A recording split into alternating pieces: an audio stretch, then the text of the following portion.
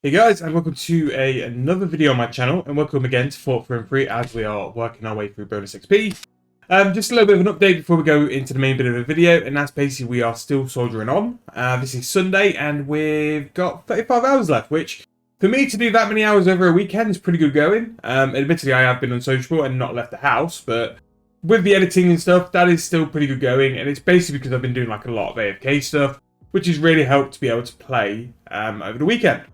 So in this video, we're going to go and give a quick break to cooking and go to the Max Guild because I wanted to talk through what bonus XP could be doing for you after the bonus XP. So with the fact that bonus XP creates lots of items, I'm going to talk through now what items I invest in after a bonus XP and why I pick them up during a bonus XP, mainly because they are cheap and the supply is very high as well. So going to my Grand Exchange, I tried to flip, which really I should take out the GP for this. So we're going to sell them for a little bit lower. And again, like, I've been doing U-frames on the noob account, and that will just be so good for XP. Definitely get on the frames if you've not done construction because it is so good. But anyway, again, the point of this video was to actually go over like investments I make off the back of a bonus XP weekend, because stuff is cheap and because there have been so many brought into the game, normally the price is a little bit cheaper. So one of the things I always look at, sometimes it can be up and down on whether they actually are cheaper, is Vuln Bombs. Now Vuln Bombs are a very good way to train your Herblore. They're probably one of the best XPs in the game, and I enjoyed when I did Vuln Bombs because the XP was just so quick and so AFK as well. Now from that, we've just seen that we've been able to slow buy a Vuln Bomb for 20.5k, and the GE price is currently 23k, so that is quite a substantial saving. Not only that, we've actually got a boss coming through at the end of bonus XP. Vorkath is coming on the 20th. I am pretty certain that Vuln Bombs will have some form of impact there and definitely benefit the boss fight as well. So, me personally, I'm going to throw a little offer in to stock up on my Vuln Bombs. I never buy Vuln Bombs apart from the back of a bonus XP weekend, because that is the only time I ever stock up on them. Again, I don't do a lot of PVM, so I don't really need to buy a lot. A K will probably suit me till the next bonus XP. And if it's a little bit longer, then I'll just have to suffer through it as well. Now, if you are in the case of wanting to stock up on your invention components, the Elder Rune Plate Bodies 5s have been the items which have been fully upgraded. Normally, because these are done for the most optimum and quickest smithing XP, they can be bought at a little bit of a discount. So, 3 mil, let's see what this price will be saying. So they don't buy. Wow. Maybe look at these towards the back end of the week. And again, look, we're only on Sunday. We're not going to be quite at the point where you can buy everything you want at this point. You still need stuff to be produced as such. And smithing could always be people's skill towards the end of the week. The next thing I will look at doing is buying like PVM supplies. So that's where the Vuln Bombs have come from. I would look at a price for Sire Brew, because people will use Sire Brew to train their Herblore. So this is 7.8k, so we're already like 400 GP under mid price. And once Sire Brew start to hit 7k, then you start looking at a decent price. Also there, it's just slow bought for 6.4k, which for me is more than good enough for a price for me to start buying, because again, we've got a boss being released on the 20th. In my opinion, it's an easy choice to at least throw some investment into it to see if you can pick up some cheap potions. Those Vuln Bombs have already bought, so that's a good sign as well. So that will stock us up on that. And again, all we're looking for is to pick up a couple of deals with all these things being produced over bonus XP. For me, especially with that Sire Brew one, if I buy these Sire Brews, I'm more than happy to be using them at that price. So if they do go up, I can sell them. And if they don't go up, I'll just use them. The most important thing though is you're going to be playing bonus XP, doing whatever you want anyway. Don't put in an offer which buys them straight away. Really, with those Vuln Bombs, I could have gone lower. I just went for the lowest price at the time. Try and buy them for like as low as a price as you're comfortable with, and with a point of they will hopefully buy. Something which can be good, and we can just check what they are saying, is alcohols. So things like fire battle staffs have been crafted over the weekend. A lot of people have done them. Again, you are going to be limited on things like a buy limit as well, but you can throw an offer in just to buy throughout the whole week. 6.9k, so they're over mid, but again, work your way through the battle staffs and see which ones can be worthwhile picking up on a deal. So again, out of all those, the ones which was mid or below, air battle staff was pretty good. Water, I wouldn't really try because it is too expensive in terms of an orb, so you won't really get them. But yeah, this is where you need to be creative and sort of look at things which are options.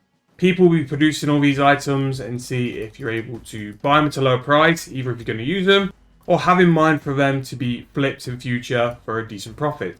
So as you can see, cheapest out of battle staffs there are Earth, but this would be something I'll probably monitor next week after a full week of bonus XP. Obviously, we're only 2 days in, so it's just something I'll keep an eye on throughout the week and see where we go.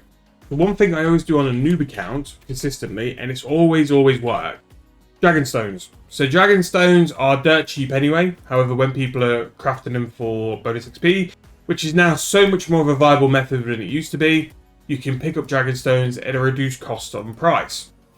So there, for that Dragonstone, we've just paid 3,455 coins, which is 400 GP below its medium.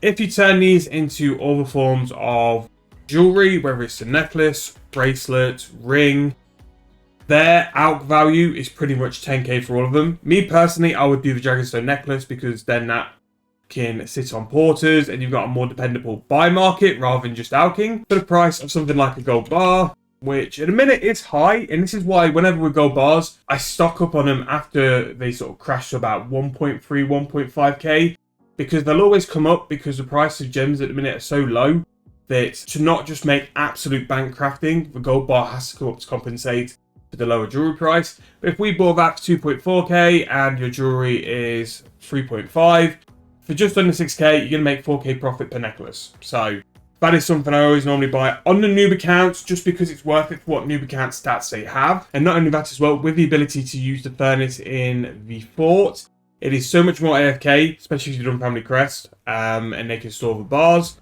But that is very good. Other things as well, prayer potions or the high tier prayer potions can be pretty good. So that's pretty good. Those brews actually bought. So that really wasn't too much of a lowball offer. And this is why you need to put in a lower offer. Because you're going to be doing other stuff, like playing the game for bonus XP, throw in low offers, especially for stuff which is being produced. And I'm talking like, maybe not the extremes or the supers, because they'll be picked up quite quick because people want them to turn them into overloads. But things like summoning pouches, food. I mean, we could have a look at something like sailfish.